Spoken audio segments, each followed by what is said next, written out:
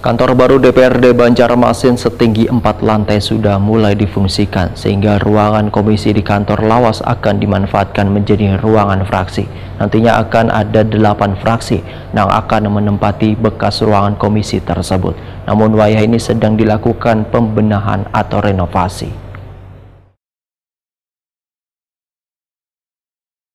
Kantor baru DPRD Banjarmasin setinggi 4 lantai sudah mulai difungsikan, sehingga ruangan komisi di kantor lawas akan dimanfaatkan menjadi ruangan praksi.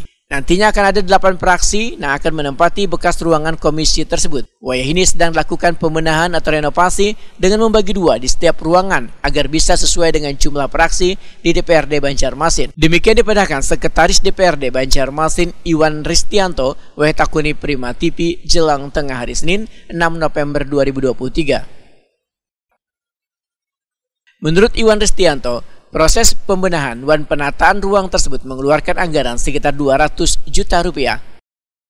Tenaga perawatan di kantor, kebetulan kan ruangan komisi itu kan sudah tidak terpakai. Jadi kita manfaatkan karena ruang komisi sudah pindah ke gedung yang baru, maka ruang komisi yang lama itu akan kita pergunakan untuk ruang praksi. Ruang praksi, jadi semua 8 fraksi pindah ke ruangan komisi seperti itu. Anggarannya berapa, Pak? Anggarannya 200 juta. 200 juta.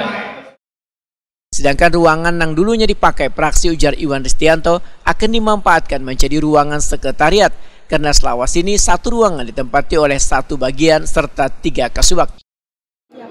Ruang praksi yang lama nanti ditinggalkan ruang praksi, itu nanti juga dipakai untuk ruangan sekretariat.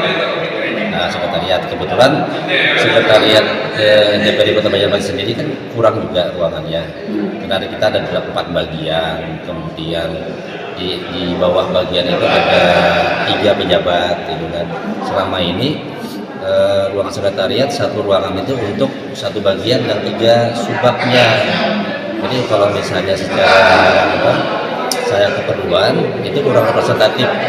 Nah, jadi ruangan sekretariat masing-masing dengan sisa yang bekas ruangan praksi itu akan dipakai digunakan untuk kegiatan bekerjanya staf dewan.